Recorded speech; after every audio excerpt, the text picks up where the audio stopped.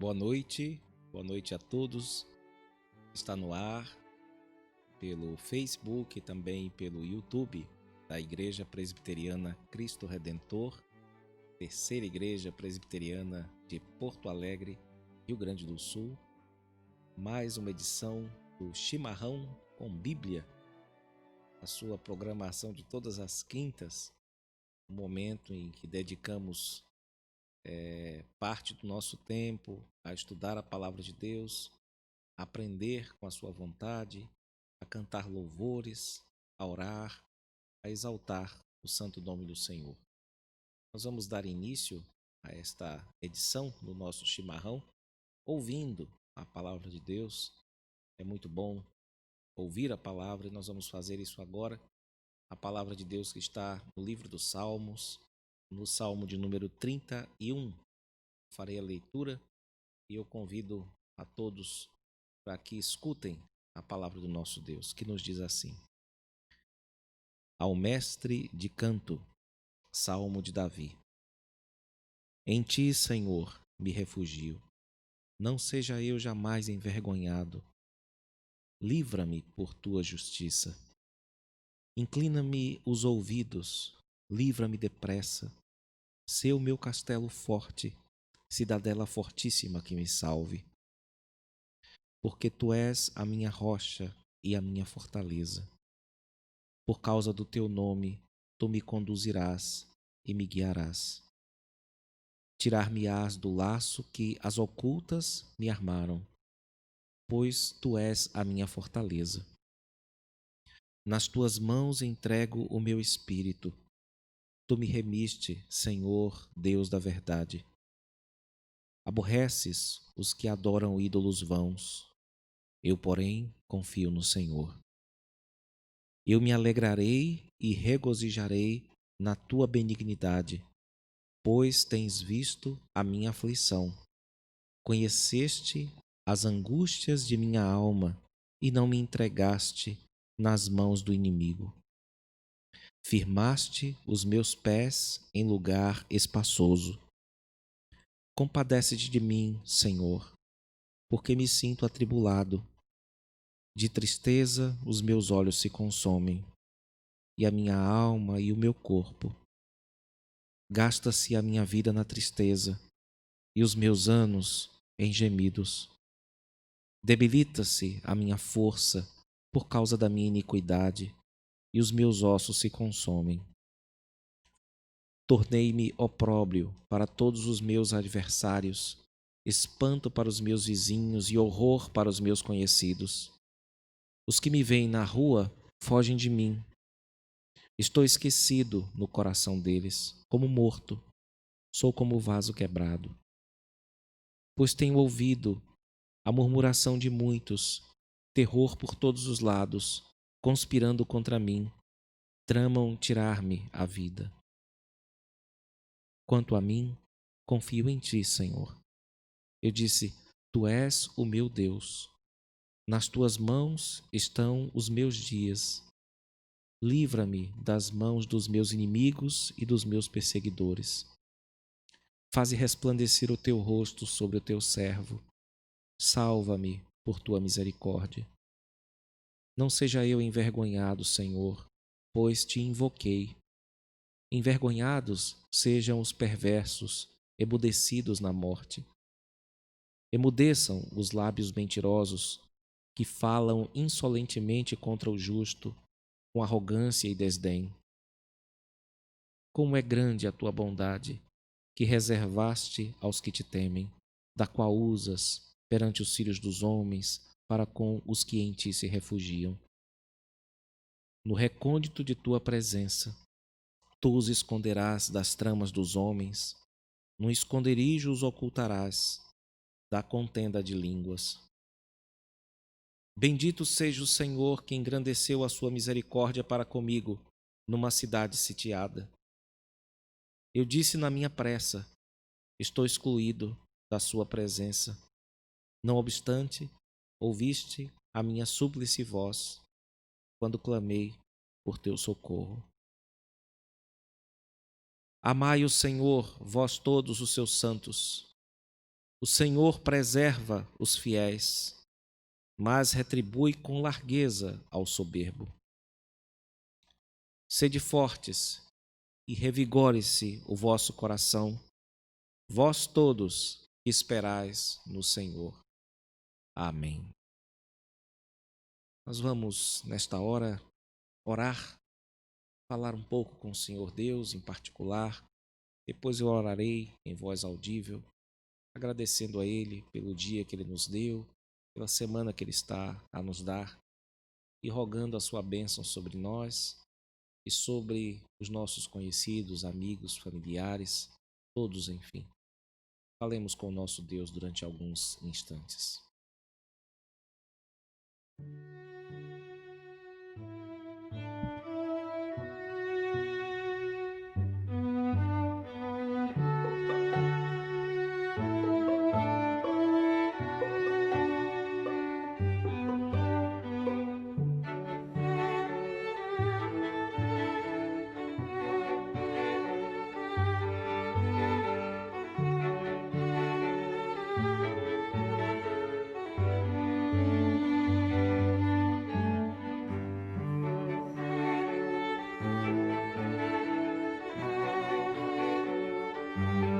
Senhor, agradecemos a Ti por estarmos vivos, por existirmos e por existirmos em Ti, na pessoa bendita do Teu Filho.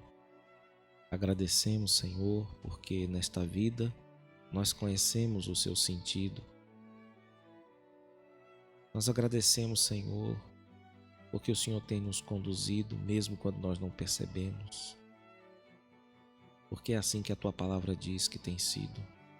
O Senhor tem conduzido um povo, mesmo quando este povo não sente a Tua presença, Senhor. Tu estás lá para ajudá-lo. E nós confiamos nisso e é por isso que nós invocamos a Ti e suplicamos para que Tu ponhas a Tua bênção sobre as nossas vidas, ó nosso Pai. E junto conosco, a vida daqueles que nos conhecem e convivem conosco, a vida daqueles com quem convivemos, mesmo sem muita intimidade, e a vida do nosso mundo, Senhor, fazendo inclusive uso das nossas vidas como instrumentos Teus, instrumentos nas Tuas mãos. Ó Senhor, para isso capacita-nos, ajuda-nos. Ajuda-nos, Senhor, nesta hora em que procuramos exercitar a nossa vida nos valores mais altos, na invocação do Teu nome, na audição da Tua palavra, na explicação da mesma, Senhor, na exposição da mesma. Pedimos, ó Deus, sê conosco neste momento, para que seja a todos proveitoso, que as palavras dos nossos lábios, no canto, na fala e o meditar do nosso coração sejam agradáveis na Tua presença, Senhor. Ajuda-nos. Nós Te agradecemos por tudo em nome de Jesus. Amém. Nós temos aprendido um cântico logo de manhã e nós vamos cantá-lo agora, só uma vez, para sedimentar aí nas memórias dos irmãos que já começaram desde a semana passada a aprender esta canção do grupo Vencedores por Cristo.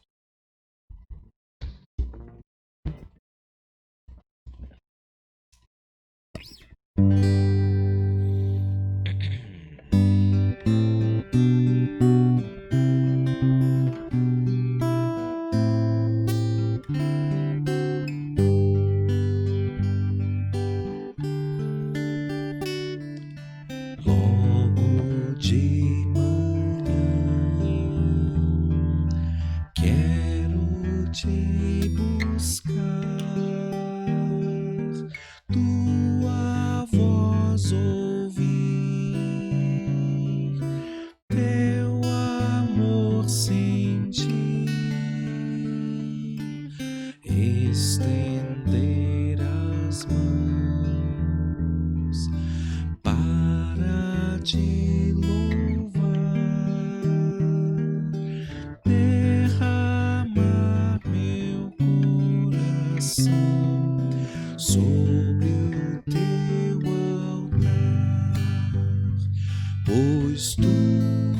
sabes bem tudo quanto há em mim.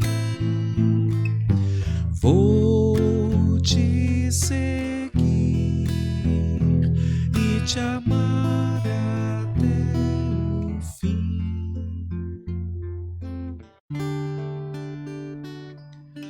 Logo de manhã quero te buscar, tua voz ouvir, teu amor sentir,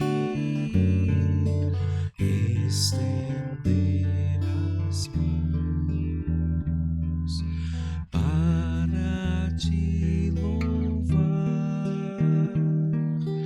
derramar meu coração sob o teu altar, pois tu sabes bem tudo quanto há em mim. Vou te seguir e te amar até o fim.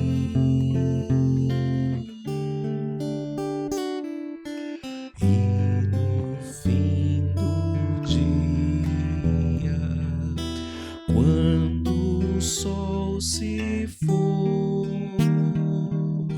te adorarei, te darei louvor, mesmo escura noite, brilha a tua luz, em teus braços eu descanso, meu Senhor Jesus.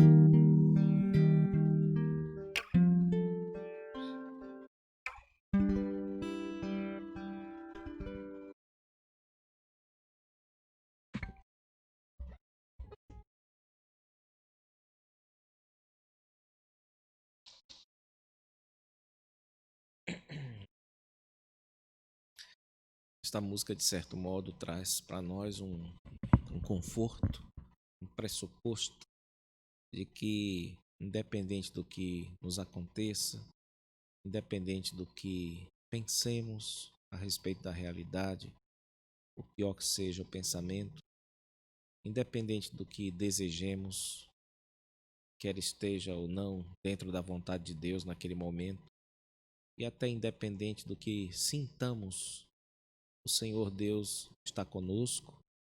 Deus é quem conduz o nosso destino e a nossa salvação pertence ao Senhor. E concede a nós e que por seu Espírito nos faz perseverar. É dentro disso que nós estamos tratando sobre assuntos difíceis, complicados, mas porque o andar cristão, a vida cristã, ela possui muitas complicações. Embora a chegada seja certa, o final seja certo, a condução de Deus seja certa, ainda assim nós temos de aprender a como servir ao Senhor com todo o nosso coração, com toda a nossa alma e com todo o nosso esforço. E nós estamos tratando a respeito do livro Clamor da Alma.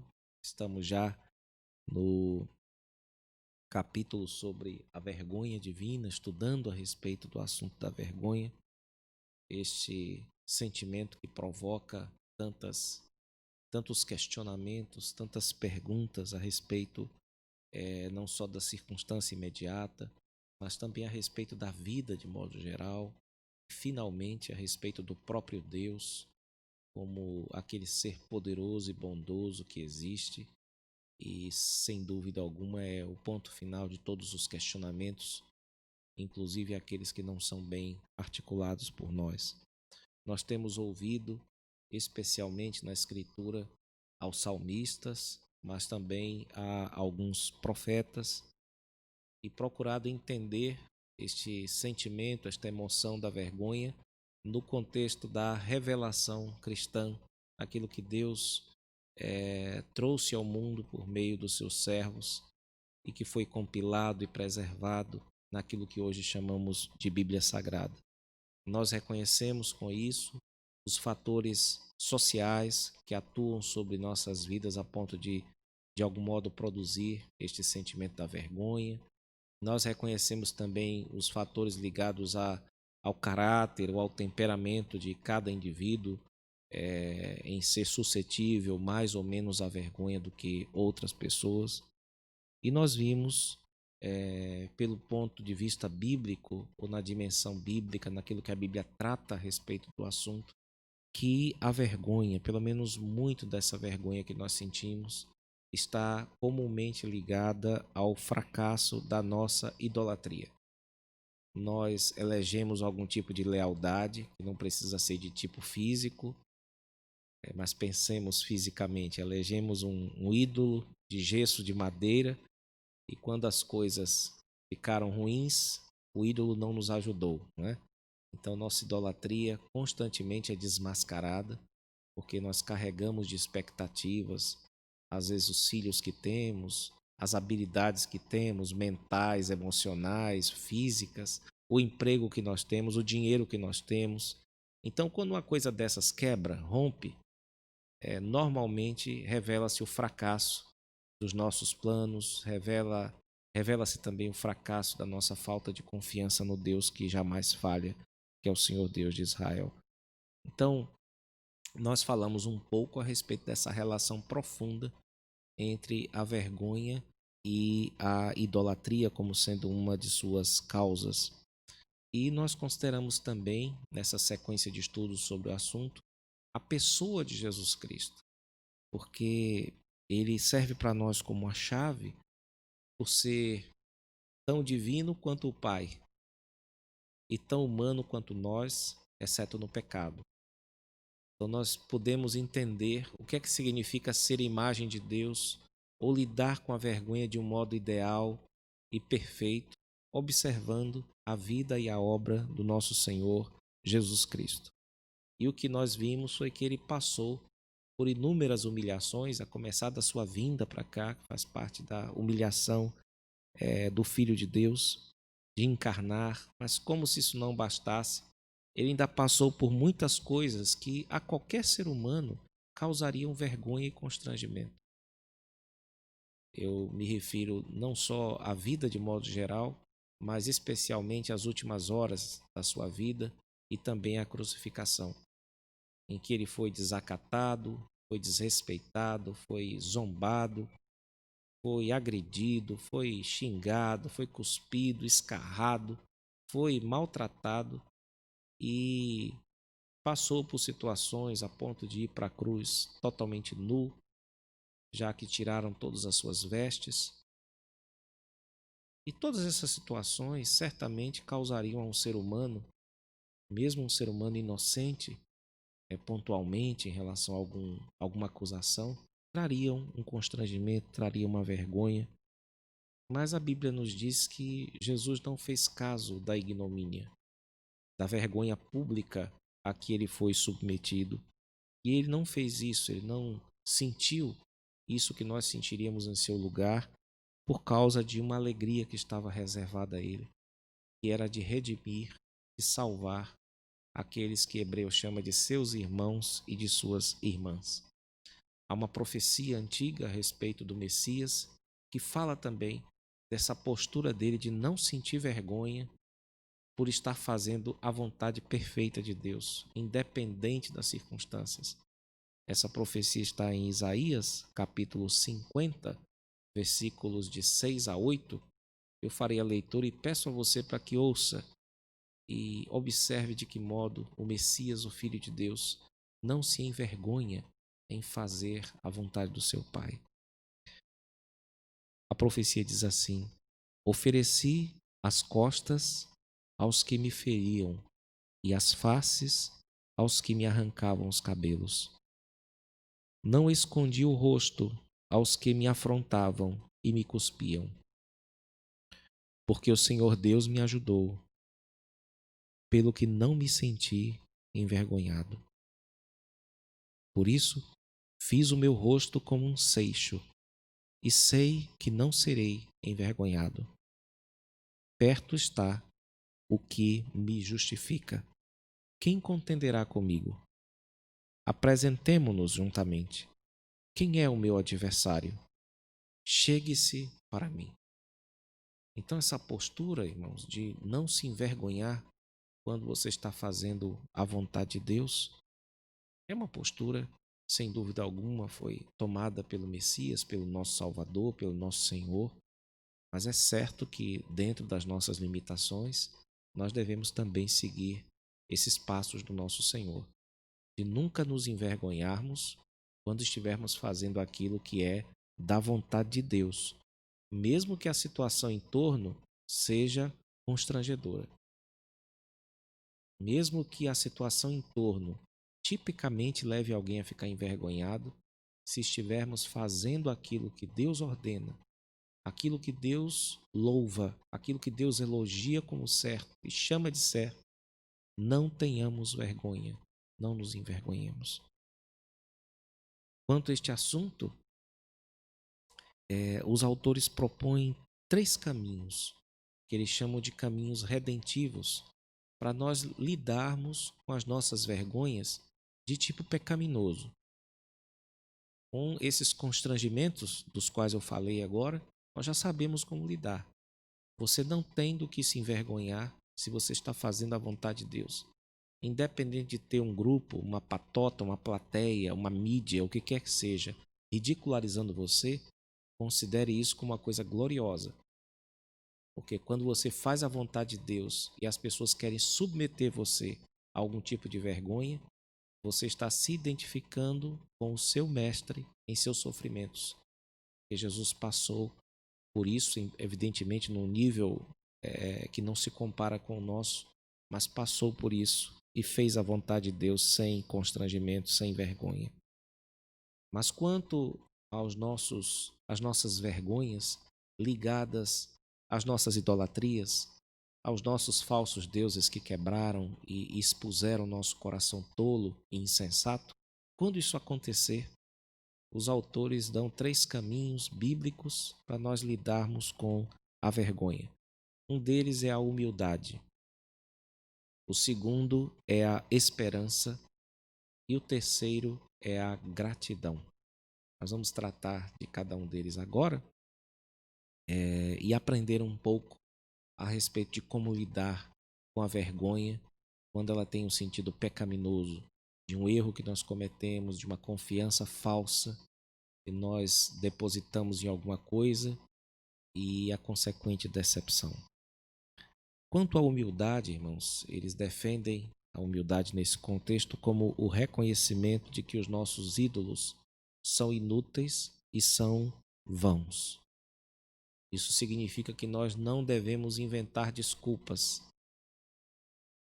Quando alguma coisa der errado e nos sentirmos envergonhados, nós não devemos culpar a sociedade que nos expôs, não devemos culpar alguma pessoa que nos fez mal e que, por assim dizer, levantou a nossa saia e expôs nossas vergonhas, mas nós devemos assumir que a principal pessoa, se não a única pessoa que nos desmoraliza, somos nós mesmos.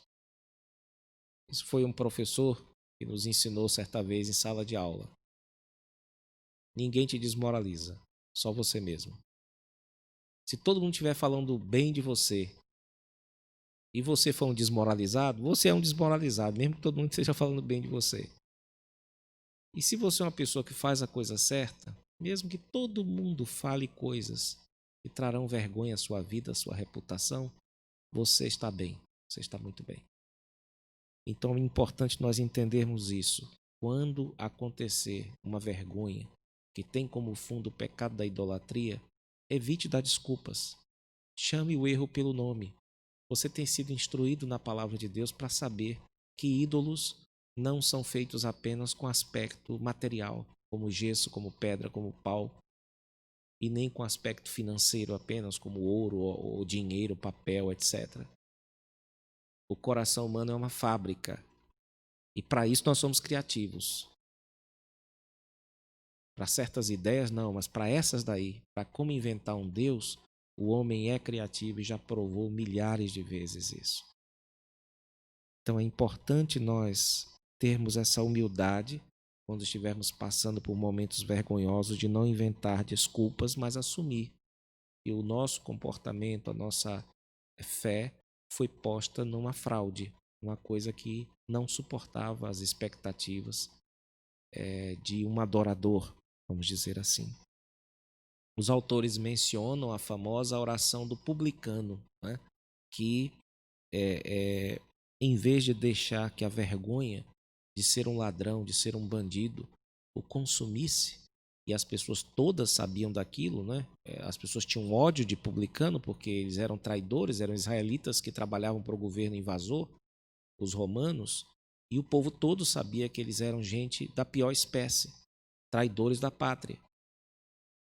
A ponto da parábola, né? Na parábola contada pelo Nosso Senhor em Lucas, o próprio fariseu que estava orando dizer mesmo, eu não sou como esse fulano aqui, né? Que era uma coisa já pública e notória. Quer dizer, o homem era derretido, né? Entre os israelitas, era um sujeito queimado, né? Um sujeito totalmente sem moral, sem nada. Você imagine o tanto de olhar, de desprezo que esse homem recebia todo dia por morar entre o povo de Israel, ser ele próprio israelita, um homem circuncidado às vezes, e ao mesmo tempo ser um traidor da pátria, extorquindo do povo. Então chegou lá aquele lixo humano diante da presença de Deus que podia ter se matado. Alguém podia encostar nele lá e dizer assim, rapaz, se mata, se mata. Porque se tem um pecado que ninguém tolera, nem bandido tolera, é traição e você é um traidor. E o que é que o sujeito fez? Ele fez uma das orações mais profundas do Novo Testamento e mais curtas. Foi, Senhor, tem misericórdia de mim, né? Ou ser propício a mim, pecador. Ó Deus, ser propício a mim, pecador. E aquele texto é considerado, inclusive, uma das matrizes da justificação pela fé. Então, naquele texto maravilhoso, os autores apontam a ideia de que o que foi importante para aquele homem não foi a visão do povo, da sociedade em relação a ele. Foi a visão de Deus. Foi para quem ele estava orando. Mas, infelizmente, muitas das nossas vergonhas, né, às vezes são sentidas não diante de Deus, mas diante das pessoas. Quando nós somos pegos ou somos descobertos, né, aí nós nos sentimos envergonhados, porque o fulano vai pensar isso da gente, da gente, da gente. Mas ninguém está pensando direito em Deus. E você vê isso, inclusive, nas figuras públicas, né? Eles sentem na obrigação de ir a público dar satisfação dos seus atos, mesmo quando não tem obrigação aparente de dar satisfações pelos seus atos. De vez em quando você vê lá sei lá, um artista ou um jogador de alguma coisa, ele ter que satisfazer uma sociedade totalmente perdida, totalmente hipócrita, totalmente sem rumo na vida. Assim, nossa sociedade é miserável, desgraçada, problemática, cheia de gente torta, e as pessoas exigindo que a pessoa se explique. E aí o sujeito vai lá todo quietinho e tem que dizer, olha, eu sinto muito, eu traí mesmo, eu menti, eu fiz isso, eu fiz aquilo. Em vez de contar só para o juiz, ou para o advogado dele, ou para alguém que seja realmente ali do círculo de interesse, uma coisa concreta. Não, ele se sente diante da sociedade, da língua do povo, da possibilidade de execução social, ele se sente humilde e envergonhado. Não é disso que o texto fala.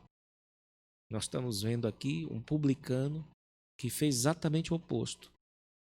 Ele se colocou numa posição miserável, lembrando que nessa parábola não tem ninguém que preste, tá certo? Não é o bom contra o mal. Os dois não prestam e Deus justificou o publicano por razões muito específicas, que não tem a ver com o ser dele, com o caráter dele. Mas o fato é que este homem se posiciona diante de Deus. Ele está totalmente sujo com a sociedade. Ninguém jamais imaginava que esse homem ia descer justificado para casa. Essa parábola deve ter caído como uma bomba nos ouvidos dos seus primeiros ouvintes, porque todo mundo ia apostar 100% ali no fariseu, mas Jesus surpreende todo mundo e diz que quem foi justificado foi o publicano. É muito importante nós observarmos esse aspecto que está ali, da necessidade que nós temos de humildade diante de Deus e não nos deixar abater pela vergonha, deixar que ela nos derreta, mas assumir nossos erros diante do Senhor, nos humilharmos diante do Senhor, e isso há de enfraquecer a vergonha. Você quer que sua vergonha diminua? Pare de dar desculpa. Fala com Deus o que aconteceu e assuma a sua idolatria, que deu errado. Como o projeto idólatra de Adão, de lá para cá, dá sempre errado, o seu deu errado. E isso vai ser um fortalecedor para a sua vida diante de Deus. Com respeito a isso, os autores nos dizem: a tristeza, por sua vez, eleva nosso coração perante aquele a quem ofendemos, com um desejo pelo que parece inconcebível, levando em conta nossa condição, um relacionamento restaurado. Qualquer abordagem à vergonha que não aprofunde nossa necessidade de arrependimento levará a um foco de autoabsorção em nós mesmos, em vez de a uma maior confiança na graça. Então não permita que o ciclo continue de você ficar se remordendo por conta de alguma coisa vergonhosa. Procure assumir para Deus, contar a sua história diante de Deus, o que você fez. E isso é um forte estímulo para você se livrar dessa coisa autodestrutiva que às vezes a vergonha promove, né?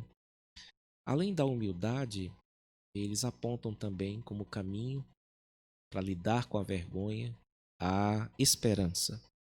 Ouçamos os primeiros versos do Salmo de número 25. Eles trabalharão neste e no próximo tópico com o Salmo 25, que nos diz assim: a ti, Senhor, elevo a minha alma. Deus meu, em ti confio. Não seja eu envergonhado, nem exultem sobre mim os meus inimigos. Com efeito, dos que em ti esperam, ninguém será envergonhado. Envergonhados serão os que, sem causa, procedem traiçoeiramente. Amém. A humildade, como nós vimos, reconhece a sua miséria.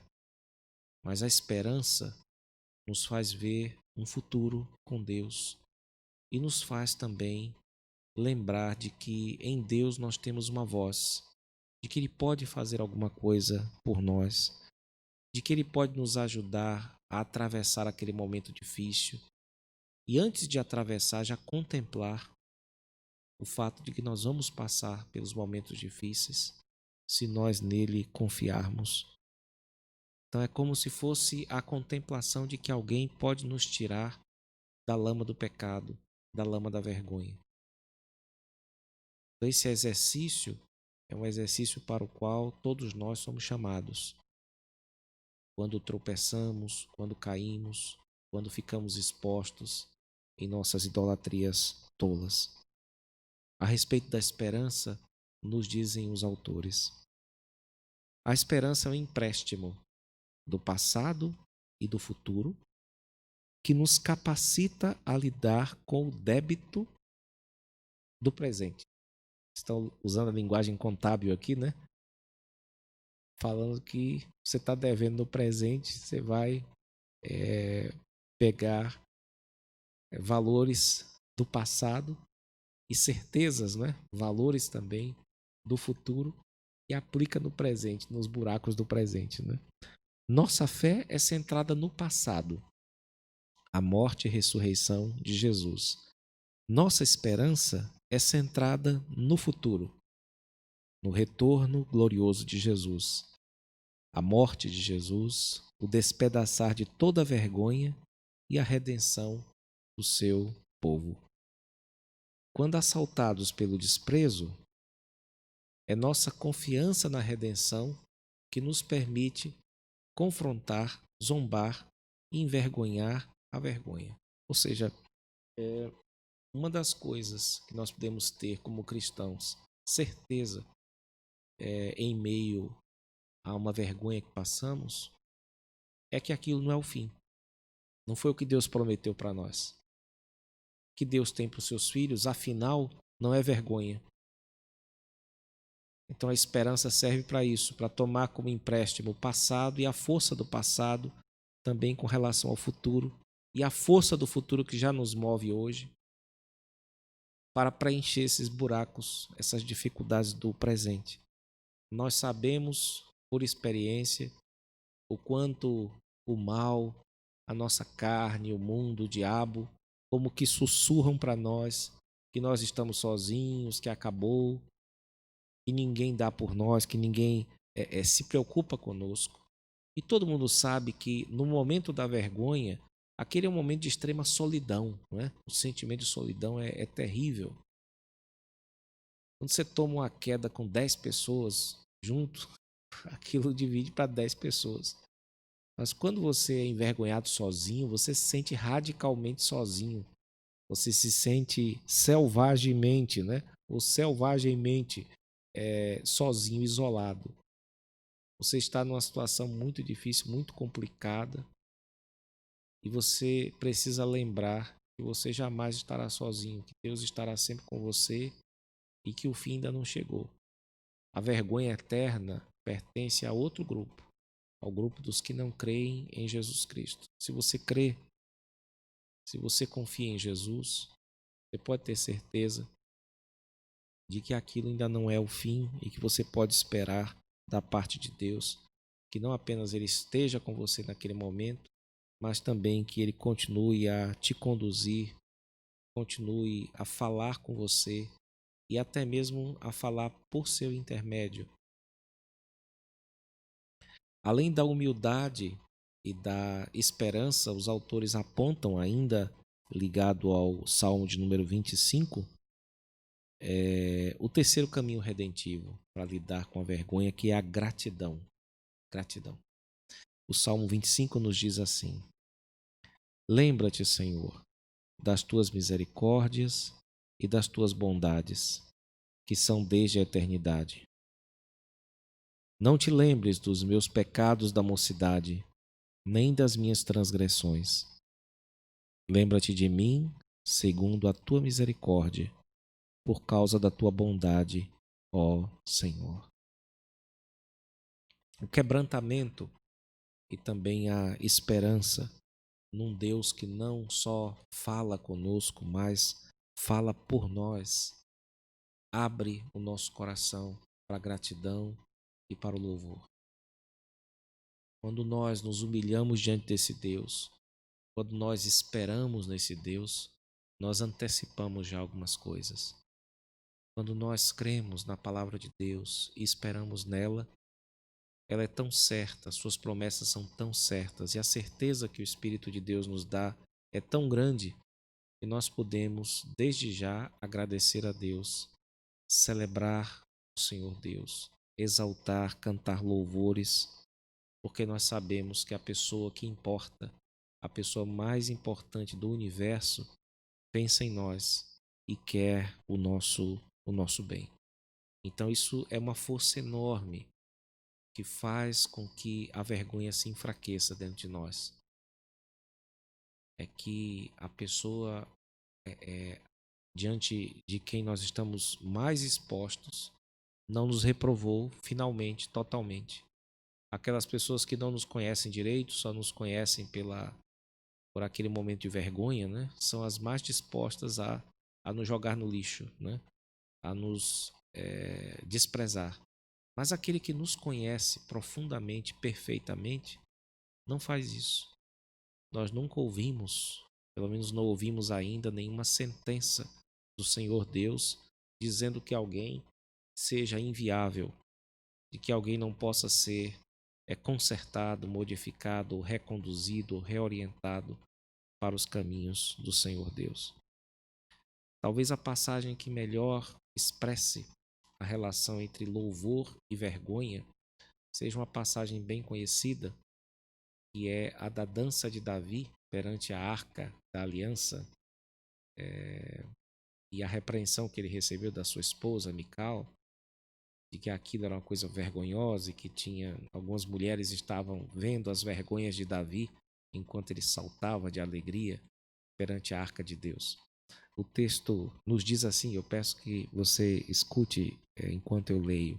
2 de Samuel, capítulo 6, versículos 14 e 16, e depois os versículos de 20 a 22 nos dizem assim: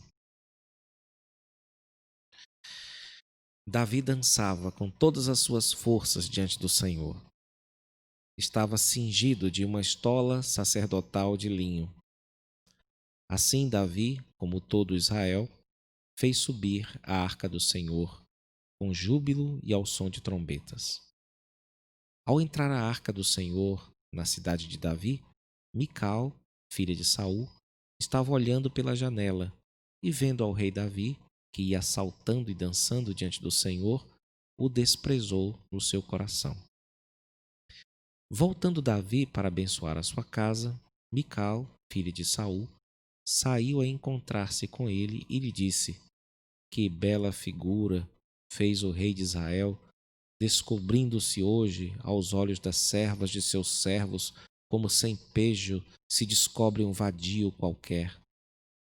Disse, porém, Davi a Mical: Perante o Senhor, que me escolheu a mim, antes do que a teu pai e a toda a sua casa, mandando-me que fosse chefe sobre o povo do Senhor, sobre Israel, perante o Senhor me tenho alegrado. Ainda mais desprezível me farei, e me humilharei aos meus olhos. Quanto às servas de quem falaste, delas serei honrado. Ou seja, Mical tentou envergonhar Davi, mas Davi estava exultando em Deus. Davi estava profundamente alegre. E quando você está profundamente alegre em Deus, a vergonha não é nenhum bicho-papão. Ela não se torna nenhuma força destruidora na sua vida. Quando você é uma pessoa que exalta o nome do Senhor, você reconhece a bondade de Deus na sua vida, você reconhece o poder de Cristo em sua vida e o louva por isso, sem dúvida, a vergonha perde muito da sua força. Ouçamos novamente os autores a respeito deste assunto. A celebração grata começa com o nosso reconhecimento da indizível bondade de Deus em derramar sua misericórdia e lembrar-se de nós em sua bondade, não em nosso pecado. Um coração grato não tem necessidade de se comprometer com a destruição de si mesmo por meio de um ódio violento.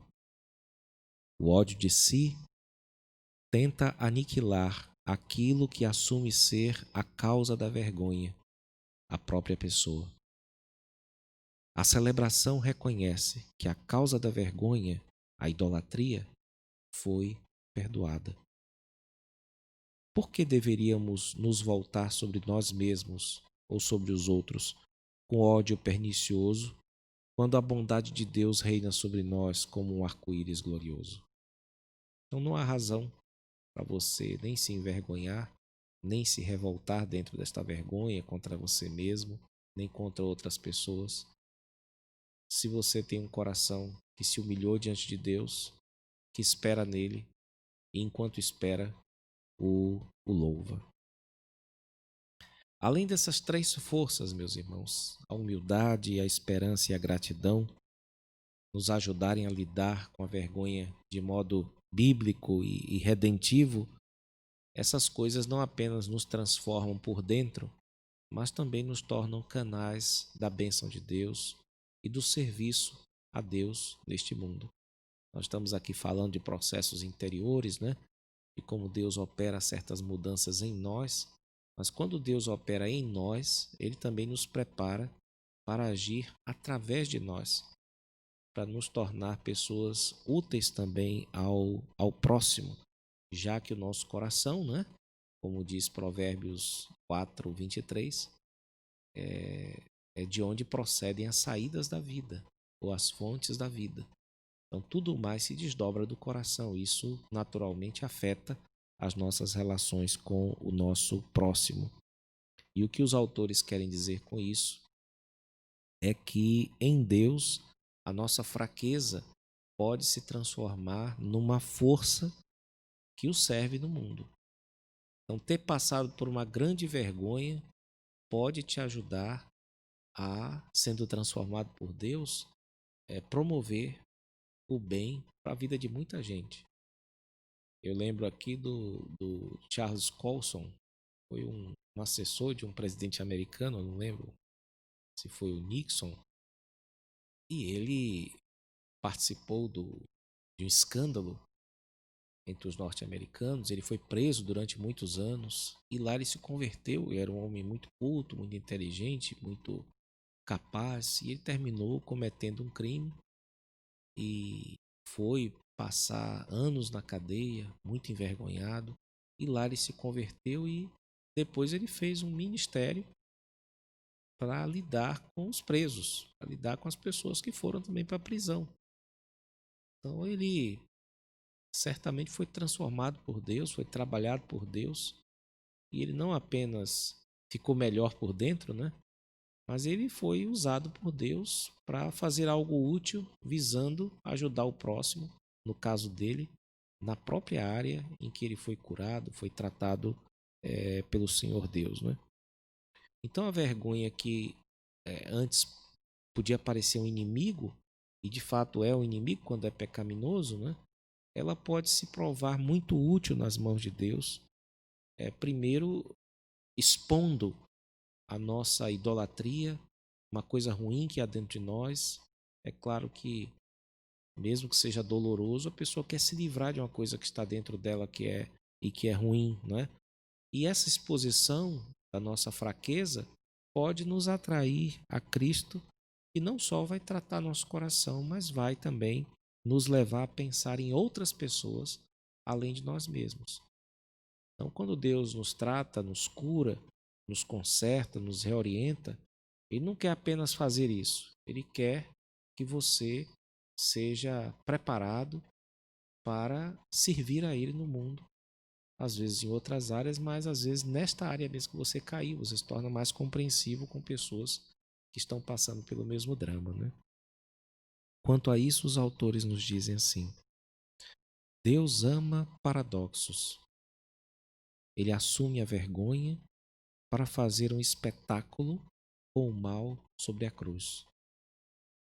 Ele nos convida a carregar o vitupério a fim de confundir um mundo terrificado com a vergonha.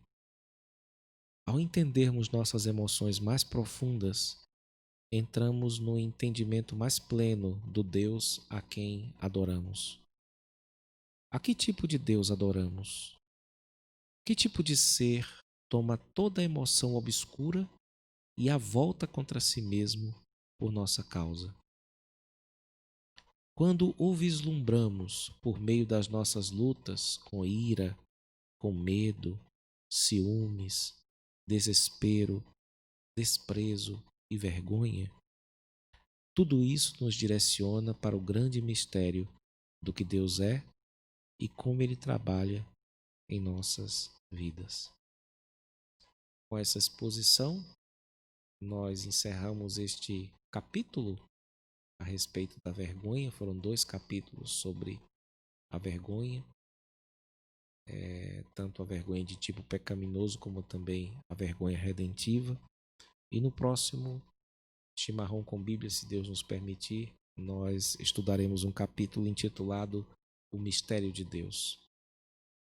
Deus os abençoe e guarde a sua palavra, a sua vontade em nosso coração.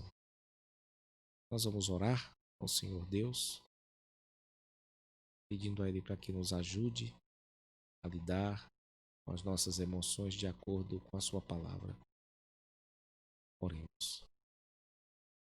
Ó Deus de amor, de bondade, nós te agradecemos pelo tempo que passamos em tua presença invocando e aprendendo mais sobre a tua vontade revelada. Pedimos, ó Deus, para que o Senhor nos ajude a lidar com as nossas vergonhas, a lidar com os constrangimentos que o pecado trouxe para as nossas vidas, primeiramente tendo humildade e evitando escapar por meio de desculpas. Também conceda-nos a esperança que o Senhor nos dá de que nenhuma vergonha na vida de um cristão é o ponto final, é o objetivo estabelecido pelo Senhor para ele. Dá-nos, Senhor, junto com esta certeza, a graça de louvar-te, de bendizer-te por isso, de celebrar-te, porque é tão certa esta tua vitória sobre o mal e o triunfo do teu povo, que nós já podemos desde já, mesmo em meio às vergonhas da vida, celebrar-te, louvar-te, exaltar-te. Ó Pai, concede a nós, à medida que estas verdades nos transformem, a graça de não apenas sermos beneficiados por ela, mas que sejamos também instrumentos teus para ajudar pessoas que estiverem na mesma situação e que não foram instruídas nas mesmas verdades que nós, ó Pai. Por favor, ajuda-nos. Por favor, Senhor, perdoa-nos pelas vezes em que inventamos falsos deuses que servem apenas para glorificar a nós, para roubar a tua glória. Ó Senhor, conceda-nos uma disposição diferente, que seja oriunda e guiada pela tua palavra. Por favor, Senhor, sê com todos aqueles que estão passando vergonha agora, por conta da sua insensatez. Ajude-o, Senhor.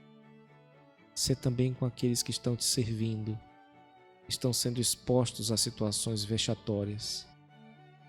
Dá a tua graça, Senhor, aos teus servos, para que eles jamais se envergonhem de estarem servindo a Cristo neste mundo podre e corrupto.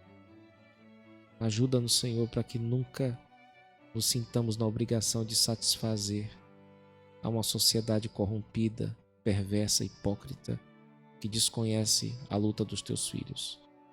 Dá-nos a graça, Senhor, de nos envergonhar diante daqueles que nos entendem perfeitamente, por estarem atravessando as mesmas lutas e, sobretudo, dá-nos a graça de fazermos como aquele publicano no passado, de nos importar em sentir vergonha apenas diante do Senhor.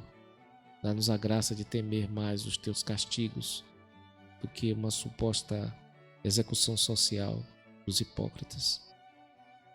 Ajuda-nos, ó Deus, em nossas dificuldades e guarda a tua vontade no nosso coração. Essa é a nossa oração, fazemos a ti, gratos por tudo em nome de Jesus. Amém. Com esta oração, nós encerramos mais esta edição do Chimarrão com Bíblia. Rogamos a Deus que abençoe a sua vida e o nosso próximo encontro será no domingo, às 9 da manhã, em nossa reunião de oração, que será seguida também pela nossa escola dominical. Caso você queira participar de uma das nossas classes, você pode solicitar um link de acesso nas nossas redes sociais. E também no domingo, às 19 horas, nós teremos um outro encontro, o nosso culto. Por enquanto essas programações são virtuais, estamos fazendo na esperança de que muito em breve voltemos a congregar presencialmente.